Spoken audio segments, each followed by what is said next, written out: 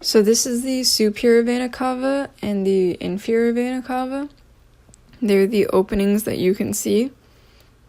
So the blood will enter through either the superior or inferior vena cava. After entering through either the superior or inferior vena cava, it will go to the right atrium. From the right atrium, it will go through the tricuspid valve, which will open to allow the blood to flow through the right ventricle. It will open like the mitral valve is opened on the side. From the right ventricle, it will go up into the pulmonary valve, which is the valve that you can see on the screen. So from the pulmonary valve, it will go up through the pulmonary artery. And from the pulmonary artery, it will go to the lungs to get oxygenated. It will come back to the heart and enter through the pulmonary veins, which you can see. So from the pulmonary veins, it's going to go to the left atrium. And from the left atrium, it will go through the mitral valve.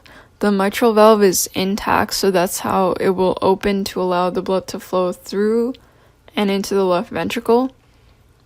From the left ventricle, it will go up into the aortic valve, which you see on the screen.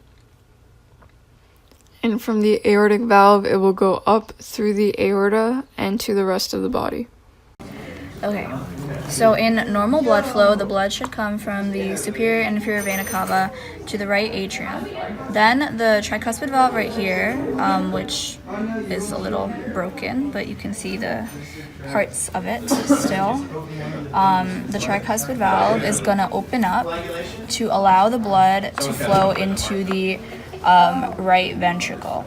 But usually, with normal function, what's supposed to happen is after the tricuspid valve opens up to let the blood flow into the right ventricle, it is supposed to immediately close up again in order for the blood to not backtrack into the right atrium.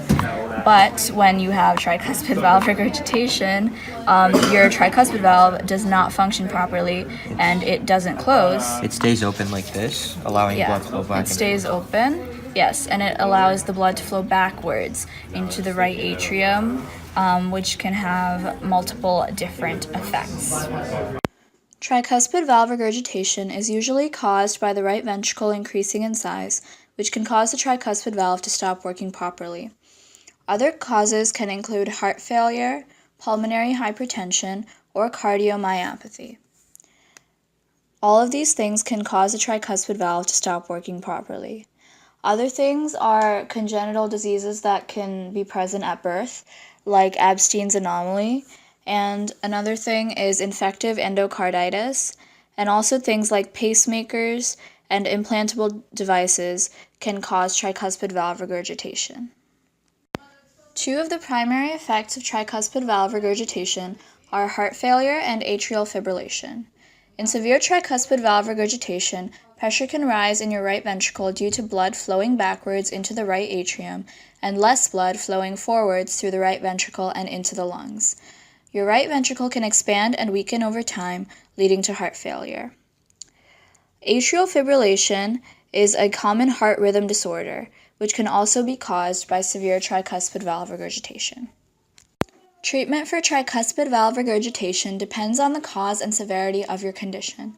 The goal of treatment is to reduce your symptoms, avoid future complications, and live longer. Your doctor may prescribe diuretics, which are drugs that prevent water retention, or other medications that help control your heart rate if you have a heart rhythm disorder. Your doctor may also recommend surgery to repair or replace the tricuspid valve if your condition is severe. In some cases, your doctor may recommend surgery even if you don't have symptoms but your heart is enlarging. Your doctor will evaluate you and determine if you're a candidate for heart valve repair or replacement.